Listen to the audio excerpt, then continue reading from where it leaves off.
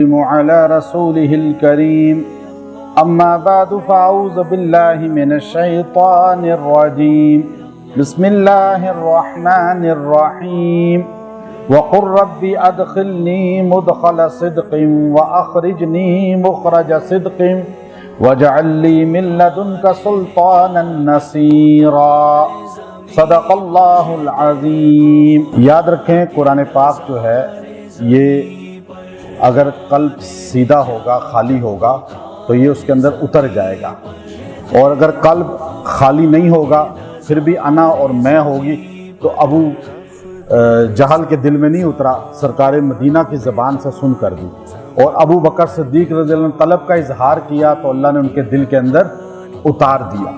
اس لیے میں بار بار یہ کہتا ہوں، ہمیں ان لوگوں کی ضرورت نہیں ہے جو اکڑ کے ساتھ سیکھنا چاہتے ہیں کہ ہمیں بس میں کے ساتھ ایک بندہ صحیح طرح بیٹھ کے سیکھے سنے تو وہ ہماری نجات کا ذریعہ ہے۔ اب یہ جو آیت کریمہ آپ کے سامنے ابھی تلاوت کی ہے، یہ آیت کریمہ اتنی مجرب ہے کہ میں سمجھتا ہوں کہ پورے قرآن پاک میں اس سے زیادہ اللہ کی مدد لینے کی والی کوئی آیت نہیں۔ اللہ نے اپنے نبی کو خود سکھائی ہے۔ ہمارے نبی صلی اللہ علیہ وسلم کفار کے مظالم سے تنگ آ گئے، تکلیفوں سے تنگ آ گئے تو اللہ نے یہ آیت سکھا دی۔ اب اس کا سب سے پہلے شوگر کے مریض کے لیے اللہ نے اس میں بڑی شفا رکھی۔ دوسرا، آپ اپنا شہر چھوڑ کے دوسرے ملک جا رہے ہیں تو اس کو پڑھیں۔ اگر آپ کو دشمن اذیت دے رہے ہیں تو آپ یہ پڑھیں۔ اگر آپ کوئی کام کسی جگہ شروع کرنا چاہتے ہیں، اس میں برکت چاہتے ہیں تو آپ اس آیت کو پڑھیں۔ یہ اللہ نے اپنے نبی کو خود سکھائی ہے۔ آپ کسی شہر میں، کسی ملک میں اترتے ہیں، جاتے ہیں، اب آپ کو نہیں پتا کہ وہاں مجھے عزت ملے گی، مجھے معیشت ملے گی، رزق ملے گا، نوکری ملے گی۔ آپ یہ پڑھ کے جائیں، یہاں سے نکلنا بھی برکت والا، وہاں داخل ہونا بھی برکت والا۔ اب یہ آیت اللہ نے اپنے محبوب کو خود سکھائی ہے، یہ کسی مخلوق کی سکھائی ہوئی نہیں ہے۔ اللہ کے نبی صلی اللہ علیہ وسلم تکالیف سے تنگ تھے، بہت تنگ ہو گئے مکہ کی زندگی میں۔ اللہ رب العزت نے آپ کو اس آیت کے ذریعے مکہ چھوڑنے کا حکم دیا اور چھوڑنے کا طریقہ بھی بتایا، یعنی خود ہی سہولت بتائی کہ آپ پریشان نہ ہوں۔ یہ سارے دشمن ہیں آپ کے، آپ کو نکلتے ہوئے دیکھ کر کبھی یہ بس نہیں کریں گے کہ آپ کو عزت سے، سہولت سے اپنی آنکھوں کے سامنے گزرنے دیں۔ وہ آپ کو قتل کرنا چاہتے ہیں، شہید کرنا چاہتے ہیں، لیکن اللہ کی اپنی تدبیر ہے۔ میرے نبی آپ یہ پڑھیں، اللہ نے کہا پڑھو۔ آپ جیسے آپ کو وظیفہ کوئی بتائے کہ یہ وظیفہ پڑھیں، آپ کہتے ہیں جی کہاں لکھا ہوا ہے کہ وظیفہ پڑھو؟ اللہ اپنے نبی کو کہہ رہا ہے لفظ قل کے ساتھ۔ قل کا معنی کیا ہوتا ہے؟ پڑھیے، بولیے، کہیں۔ گویا کہ اللہ اپنے نبی سے کہہ رہا ہے۔ اس کے بارے میں امام ابن کثیر رحمۃ اللہ علیہ نے لکھا صاف الفاظ کے اندر کہ اللہ رب العزت نے اپنے نبی کو ہجرت کا اس میں حکم دیا۔ جامع ترمذی کے اندر عبداللہ ابن عباس رضی اللہ تعالی عنہ روایت کرتے ہیں، اللہ نے اپنے نبی کو ہجرت کا حکم دیا اور نکلتے ہوئے پڑھنے کا، کیا پڑھنا ہے وہ بھی حکم دے دیا، وہ بھی وظیفہ گویا کہ بتا دیا۔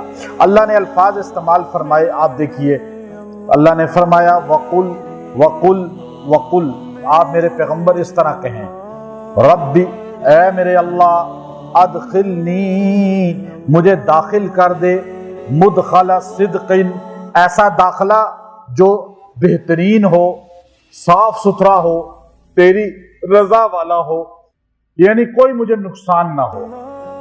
وَأَخْرِجْنِي، اور مجھے نکال دے، مخرج صدق، ایسا نکالنا اس شہر سے کہ وہ بھی میرا تیری رضا اور ہر شرور سے بچنے والا ہو۔ اور وَاجْعَلْ لِي مِن لَّدُنْكَ سُلْطَانًا نَصِيرًا، اور میں تو اجنبی ہوں اس شہر مدینہ کے اندر، میرا کوئی جاننے والا نہیں، چند لوگ ہیں جو مجھے آ کر بیعت کر کے گئے ہیں، لیکن مکہ سے میں کبھی نکلا نہیں، مکہ سے باہر کبھی میں سکونت پذیر نہیں ہوا، تو مکہ میں تو میری برادری ہے، خاندان ہے، میرے پاس پیسہ کوئی نہیں اتنے زیادہ، کوئی اتنا بڑا بزنس نہیں ہے، اے اللہ مجھے یہاں سے بھی عافیت سے نکال دے، وہاں بھی عافیت کے ساتھ داخل کر دے، وَاجْعَلْ لِي مِن لَدُنْكَ سُلْطَانًا نَصِيرًا، اور مجھے ایک ریاست قائم کرنے کے لیے بہترین مددگار بھی عطا کر۔ اب یہ اللہ نے اپنے نبی کو خود سکھائی۔ اب آپ دیکھیے کتنی مضبوط دعا ہے، کتنی جامع دعا ہے۔ اب اللہ نے یہاں دو باتیں بیان فرمائی ہیں جو غور طلب ہے، جو وظیفے کو میں تو وظیفے کی شکل میں چونکہ بتاتا ہوں تو آپ کو سمجھ بھی جلدی آ جاتی ہے۔ ابھی آپ دیکھیے اللہ نے جو پہلے ذکر کیا، آپ یہاں سے گئے پھر آپ وہاں پہنچے، تو جانا پہلے ذکر ہوتا ہے نا اصولی طور پہ۔ آپ اپنے شہر سے گئے تو دوسرے شہر میں پہنچے، پہلے کہا جائے گا آپ یہاں سے شیبی مسجد سے نکلے، پھر آپ جو ہے نا فلاں جگہ بازار پہنچے، کہیں بھی پہنچے، لیکن اللہ نے بات اور کی ہے۔ اللہ نے نکلنے کا پہلے ذکر نہیں کیا، اللہ نے دوسرے شہر میں داخلے کا پہلے ذکر کیا ہے۔ اللہ نے فرمایا میرے پیغمبر آپ اس طرح کہیں، رب ادخلنی، اے اللہ مجھے داخل کر دے۔ اب آپ مکے میں بیٹھے ہوئے ہیں، ابھی تو مکے سے نکلے ہی نہیں ہے، اللہ پہلے وہاں داخلے کی باتیں کر رہا ہے، دعا پہلے داخلے کی سکھا رہا ہے۔ کیا وجہ ہے؟ اس بات کو امام قرطبی رحمت اللہ علیہ، چونکہ امام قرطبی نے یہ جو اسپین اور اندلس کا جو واقعہ پیش آیا ہے، اسپین کے اندر مسجد قرطبہ، اور جہاں عیسائی ہو گئے مسلمان، زبردستی عیسائی کر لیے گئے یا ان کو قتل کر دیا گیا، تو امام قرطبی نے یہ اپنی آنکھوں سے دیکھا، مظالم سہے، آپ نے بہت قتل و غارت دیکھی ہے، اور آپ کی تفسیر بہت بہترین تفسیر ہے۔ میں اکثر اس لیے اس کا مطالعہ کرتا ہوں کہ انہوں نے جہادی زندگی گزاری ہے۔ اور امام عبداللہ ابن مبارک سے کسی نے پوچھا تھا کہ مجھے بتائیں جب فتنے عام ہو جائیں اور لوگ مختلف فرقوں میں بٹ جائیں تو ہم کس کو حق والا سمجھیں؟ آپ نے فرمایا منبر و محراب والے جب فرقوں میں پڑ جائے تو تم اہل جہاد کو دیکھنا، جو اہل جہاد کا عقیدہ ہوگا وہی حق کا عقیدہ ہوگا۔ کیونکہ محراب و منبر والے تو روٹی کپڑے کے لیے ہو ہی جاتے ہیں، تھوڑے بہت ڈنڈی مار ہی دیتے ہیں، لیکن جہاد والے کبھی ڈنڈی نہیں مارتے۔ تو اس لیے امام قرطبی کی تفسیر مجھے بہت پسند ہے، میں اس کو بڑا خاص طور پہ وہاں سے چیزیں لیتا ہوں کہ آپ کی بڑی ایمان افروز باتیں ہوتی ہیں۔ تو آپ فرماتے ہیں اللہ نے پہلے داخلے کا ذکر کیا، پھر خروج کا ذکر بعد میں کیا، حالانکہ مکے سے نکلے ہی نہیں ہے، پہلے مدینے میں داخلے کی بات ہو گئی۔ وجہ یہ ہے اللہ نے بتایا کہ مکہ چھوڑنا کوئی مقصد نہیں ہے ہمارے نبی کا، مقصد نہیں ہے، چونکہ مکہ تو خود متبرک جگہ ہے، محبوب جگہ ہے ہمارے نبی کی، اللہ نے اس کی قسمیں کھائی ہیں۔ مکہ چھوڑنا مجبوری تھا، آپ نے مجبوری سے چھوڑا، لیکن مدینے میں داخل ہونا میرے نبی کا مقصد حیات تھا کہ وہاں ایک ریاست بنانی ہے، وہاں ایک اسٹیٹ قائم کرنی ہے، وہاں جا کے احکامات سارے آئے۔ اس لیے جو مقصد تھا اللہ نے اس کو پہلے ذکر کیا، اور جو مقصد نہیں تھا، خالی شر سے تنگ آ کے چھوڑنا تھا، اس کا ذکر بعد میں کیا۔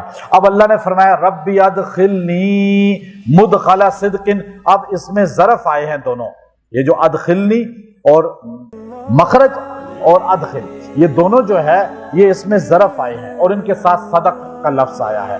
یہ ہمیشہ فعل کے ساتھ آتا ہے، تو یہ بات بتاتا ہے کہ اس میں اللہ کی رضا شامل ہے، اس میں اپنی مرضی شامل نہیں ہے، اس میں اللہ۔ اب یہ صدق جو صدق کا لفظ ہے نا، یہ لسان صدق، اور اسی طرح جو ہے مقعد صدق، لسان صدق کے ساتھ ساتھ یہ قلب صدق، یہ اللہ رب العزت نے کئی جگہ استعمال کیا ہے، اور دیگر حدیث کے اندر بھی۔ تو یہ زبان کے ساتھ بھی آتا ہے، قلب کے ساتھ بھی آتا ہے، شرمگاہ کے ساتھ بھی آتا ہے۔ تو اس لیے یہاں پہ مدخل کو اور مخرج کو اللہ تعالیٰ نے بیان کیا کہ مدخل داخل ہونا مدینے میں وہ بھی اللہ کی رضا ہے، اور مکہ چھوڑنا بھی نبی کی مرضی نہیں ہے بلکہ اللہ کی رضا ہے۔ اب جب اللہ کے لیے نکلے ہیں تو اللہ نے کہا پھر یہ وظیفہ پڑھتے جائیں۔ اب یہ وظیفے میں آپ جب پڑھیں گے، ہمارے نبی مکہ میں آپ کو پتہ ہے نا، سارے تلواریں لے کے آپ کو شہید کرنے کے لیے گھیرا ڈالے ہوئے تھے آپ کے خیمے کے گرد، اور آپ ان کے بیچ میں سے نکل گئے، وہ آپ کو دیکھ نہیں سکے۔ وجہ کیا تھی؟ یہ وظیفہ اللہ نے آپ کو دے دیا تھا۔ سورہ یاسین کی وہ پہلا پڑھتے جا رہے تھے، لیکن وظیفہ تو پہلے اللہ نے دے دیا، یہ بھی آپ نے پڑھا۔ پھر آپ غار ثور میں سامنے بیٹھے ہوئے تھے اور ابی ابن خلف کو آپ نظر نہیں آئے، اس نے حالانکہ بیٹھ کے یوں پیشاب کیا، ہمارے نبی نے فرمایا ابو بکر اگر یہ ہمیں دیکھ رہا ہوتا تو یوں ہماری طرف مڑ کے پیشاب کرتا، یہ تو ہمیں دیکھ، کس نے چھپایا ان نظروں سے؟ اللہ نے۔ تو یہ آیت کا دشمن کے شر سے بچا لینا، اور ایک تو عافیت سے دشمن کے نرغے سے نکل گئے، عافیت سے غار ثور سے نکل گئے، اور پھر عزت کے ساتھ طلع البدر علینا من ثنیات الوداع وجب الشکر علینا ما دعا للہ داعی۔ بچیاں دف بجاتے ہوئے ہمارے نبی کا کیسے صحابہ استقبال کر رہے تھے۔ مدینہ میں آپ نے ایک مسجد بنائی، دوسری مسجد بنائی، مسجد نبوی بنائی، پھر وہاں بدر ہوا، پھر ایک اسٹیٹ قائم ہوئی، اور پھر آپ نے مکہ واپس آ کے فتح بھی کر لیا۔ یہ مدخل جو ہے مدینہ میں یہ بھی صدق ہو گیا، اور واپس مکے میں آنا بھی صدق ہو گیا، نکلنا بھی صدق ہو گیا، آنا بھی صدق ہو گیا۔ اللہ رب العزت نے اس آیت کی برکت سے ہمارے نبی کو دونوں چیزیں بہترین کر کے عطا فرمائیں۔ تو اب اس لیے آگے ہمارے نبی نے کہا تھا وَاجْعَلْ لِي، اے اللہ مجھے دے دے۔ اب دعائیں وہاں سے، یہ نہیں جب سر پہ پڑھے تو وظیفہ پڑھو، قرآن پڑھو، نہیں نماز پڑھو، نہیں، پہلے سے ہمارے نبی دشمنوں کے شر سے بچانے کے لیے اللہ نے پہلے اقم الصلاۃ لدلوک الشمس الی غسق اللیل وقرآن الفجر، اللہ نے کہا نماز پنجگانہ پڑھیں، تہجد پڑھیں، اور اس کے بعد کہا یہ وظیفہ پڑھیں، مقام محمود آپ کو میں دوں گا تہجد کی اور نمازوں کی برکت سے، اور دشمن کے شر سے آپ کو میں بچاؤں گا۔ آپ یہ دعا پڑھیں وَاجْعَلْ لِي مِن لَدُنْكَ سُلْطَانًا نَصِيرًا، اللہ مجھے ایسی جماعت دے دے کہ جو مجھے یہاں ایک اسٹیٹ قائم کرنے والا مدد معاون بن جائے، اپنی طاقت مجھے عطا کر دے۔ اللہ کی طاقت نبی کے صحابہ کی شکل میں حضور کو ملی، اور صحابہ ایسے ملے جو کائنات میں کسی کو نہیں ملے، اور پھر یہ صحابہ حضور کا ایران فتح کرایا، روم فتح کرایا، انہی صحابہ نے بیت المقدس بھی فتح ہو گیا۔ تو اس لیے یہ وظیفہ بڑا مجرب ہے۔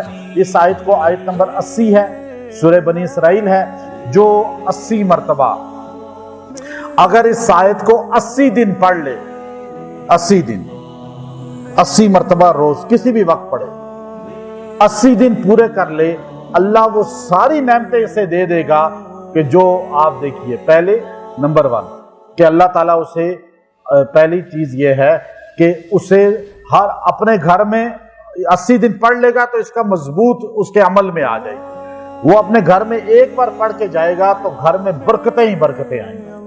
گھر سے نکلتے ہوئے پڑھے گا تو گھر میں شر کبھی نہیں آئے گا پیچھے۔ اپنے شہر سے نکلتے ہوئے پڑھے گا، فتنے پیچھے نہیں آئیں گے، بیماریاں نہیں آئیں گی، اور جہاں جائے گا وہاں خیر اور رزق اور وسعت ملے گی۔ اب لڑکی رخصت ہو رہی ہے، وہ یہ آیت پڑھ کے دعا کر کے چلی جائے، اللہ تعالیٰ اس کا اس گھر سے اس گھر میں جانا اس کی زندگی کی خوشحالی بنا دے گا، اور پیچھے گھر میں برکت ہی برکت رہے گی۔ اب اسی طرح جو ہے جو کوئی کام شروع کر رہا ہے یا کوئی کام ختم کر رہا ہے، ساری صورتوں میں یہ پڑھے۔ اللہ تعالیٰ دشمنوں کے شر سے بچانے کے لیے اس کو پڑھیں، آپ جتنی بار چاہے پڑھیں، 80 مرتبہ پڑھ کے 80 دن تو جو چاہے پڑھ لے، لیکن اگر زیادہ نہیں تو 11 دن پڑھ لیں اپنے مقصد کے لیے، دشمن کے شر سے بچنے کے لیے۔ اور اگر آپ کا کوئی جو ہے کام رکا ہوا ہے، آپ کسی کام میں جا رہے ہیں، کسی شہر میں ٹریولنگ کر رہے ہیں، رزق وہاں آپ کو نہیں مل رہا، نوکری نہیں مل رہی، آپ اس کو پڑھیں۔ کسی شہر میں اتر رہے ہیں، اترتے ساتھ ہی 11 مرتبہ پڑھ کے دعا کریں، وہ جب تک وہاں رہیں گے آپ کو کوئی تکلیف پریشانی، کوئی آپ کو کمی پیسے کی، روٹی کی، ہر چیز کی نہیں ہوگی۔ اور اسی طرح جو ہے آپ دشمن کے شر سے بچنے کے لیے پڑھنا چاہتے ہیں تو پڑھیں 80 مرتبہ، آپ 11 دن تک کم سے کم، اور 80 دن جو پڑھ لے تو وہ تو اس کا پکا مضبوط عامل بن جائے گا۔ پھر جب بھی اس کو پڑھے گا اللہ کی مدد آ جائے گی اس کے ساتھ۔ پھر یہ آیت کریمہ میں اگر آپ چاہتے ہیں کہ آپ کو کوئی معاون نہیں مل رہا، آپ کو بزنس میں، آپ کو کسی چیز میں بھی، تو آپ کو یہ آیت کا آخری حصہ جو ہے یہ خاص طور پہ پڑھیں وَاجْعَلْ لِي مِن لَدُنْكَ سُلْطَانًا نَصِيرًا۔ آپ اس کو بھی ساتھ کثرت سے پڑھیں، انشاءاللہ اللہ وہ بھی عطا فرمائے گا۔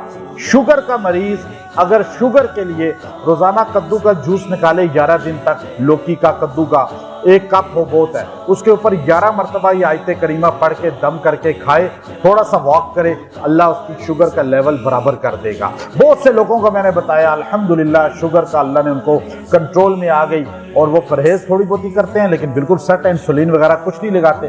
تو یہ آیت کریمہ اللہ نے اپنے نبی کو سکھائی، حضور کی زبان پہ جاری ہوئی، اور حضور علیہ السلام کی زبان سے یہ نکلی اور وظیفے کی شکل میں نکلی۔ جو انسان اس کو کسی بھی مقصد کے لیے پڑھے گا، اللہ اس کا نکلنا، اللہ اس کا آنا، اس میں دونوں کا ذکر ہے، دونوں کو باعث برکت بنا دے گا، شر سے نکال دے گا۔ وآخر دعوانا ان الحمد للہ رب العالمین۔